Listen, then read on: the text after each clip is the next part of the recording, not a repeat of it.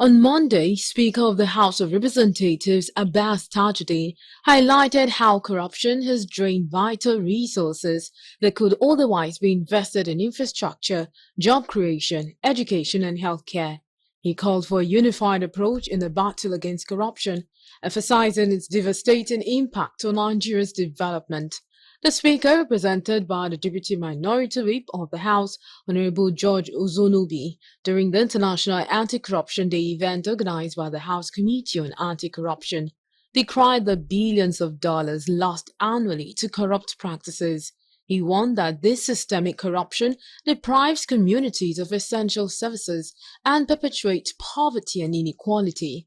He also pointed out the broader social implications of corruption, noting how it erodes the social fabric by deepening inequities and further marginalizing vulnerable groups.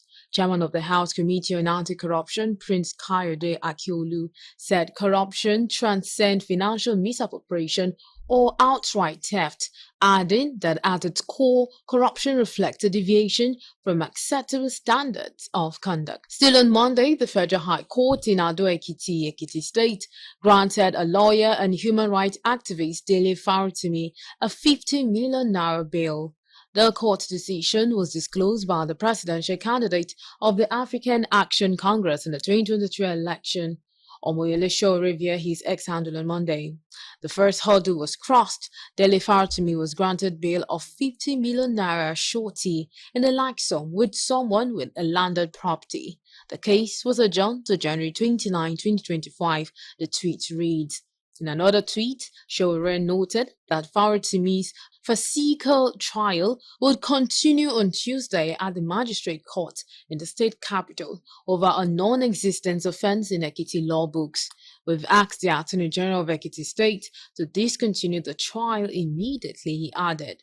On Wednesday, December 7, 2024, Faritimi was remanded in prison custody by the Ado-Ekiti Magistrate Court following his arrest on 16 counts of criminal defamation.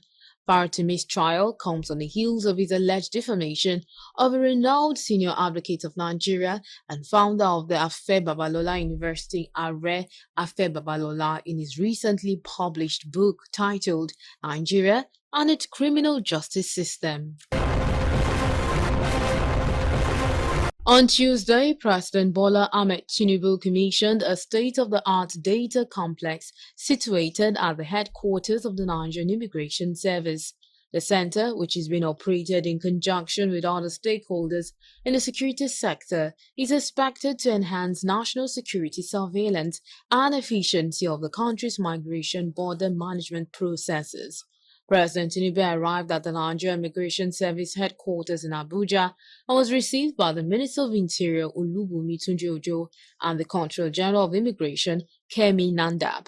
In her opening address, Nandab said the Bola Ahmed Tinubu Technology Innovation Complex will ascertain the risk level of persons entering the country, detect irregular migration patterns, and monitor unmanned borders in hard-to-reach areas nationwide.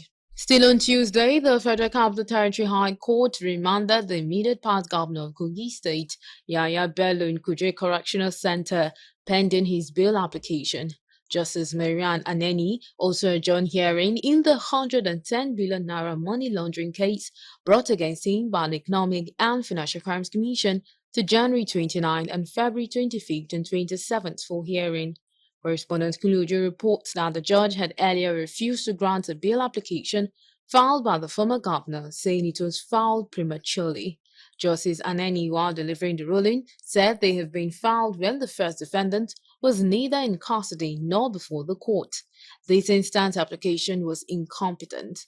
The former governor is standing trial along with two others in an alleged 110 billion naira money laundering charge brought against him by the Economic and Financial Crimes Commission. While delivering her ruling, Justice Marian Aneni said the instant application for bail showed that it was filed on the 22nd of November.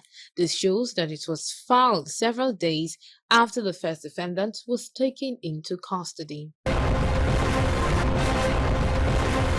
On Wednesday, Nigeria plunged into darkness following another collapse of the national power grid. Since January 2024 till date, the grid has collapsed 11 times. Within 1 week in October, the grid collapsed 3 times with its attendant blackouts, sparking reactions from Nigerians.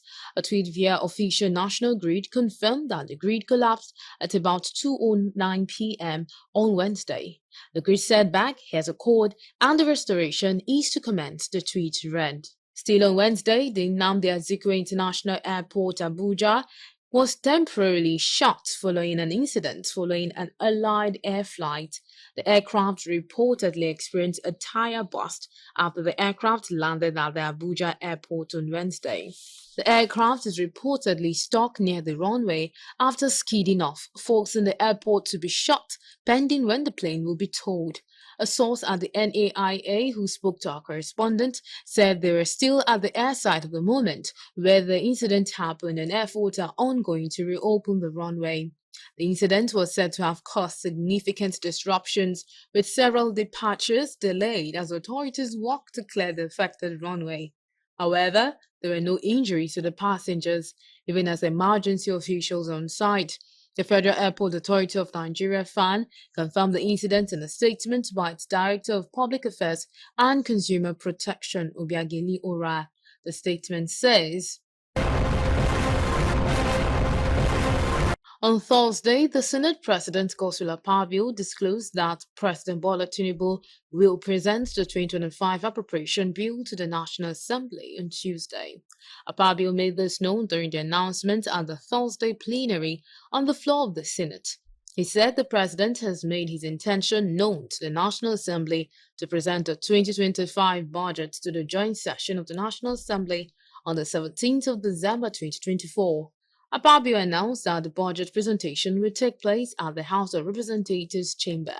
Tinubu had earlier submitted the medium-term expenditure framework and fiscal strategy paper for 2025 to 2027 to both the Senate and the House of Representatives last Tuesday.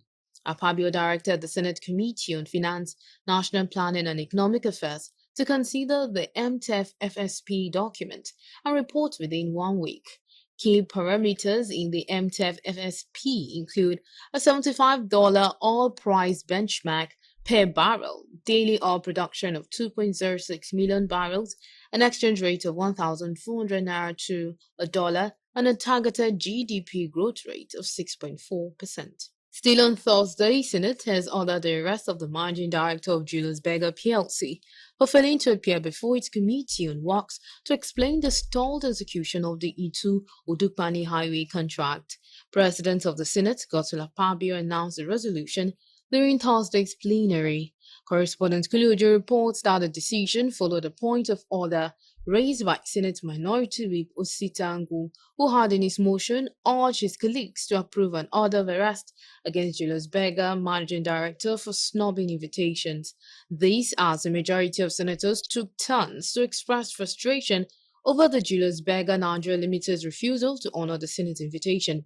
The President of the Senate, while ruling on resolution, said the Senate is prepared to fully back actions that hold contractors accountable.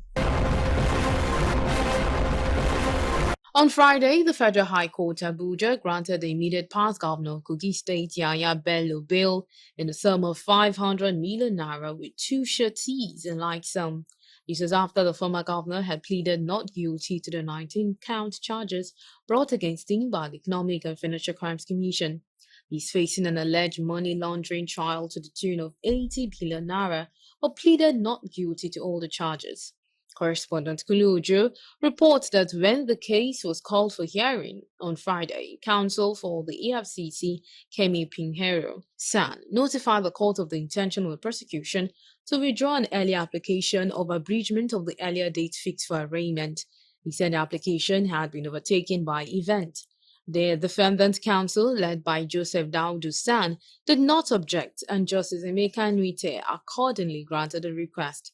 After the defendant had taken his plea, Daudu San made clarifications on the reasons he had not been in court during the previous hearings. While moving an application for bail, he assured that the former governor would always be present in court for the trial. Still on Friday, the Appeal Court Abuja has set aside all orders restraining the Central Bank of Nigeria and the Accountant General of the Federation from releasing funds to the Rivers State government.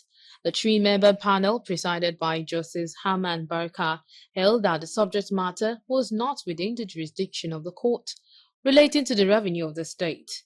Correspondent Kilojo reports that while allowing the appeal of the River State government, the appellate court also set aside all the orders made by Justice Joyce Abdul Malik, stating that it was unconstitutional for her to make orders restricting River State government to receive funds due to the state from its consolidated revenue fund.